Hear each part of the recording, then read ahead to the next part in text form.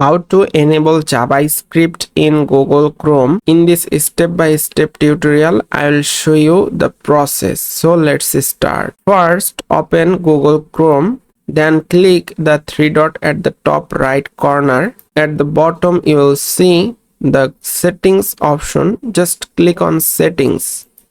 Then in the search bar, you just need to search JavaScript.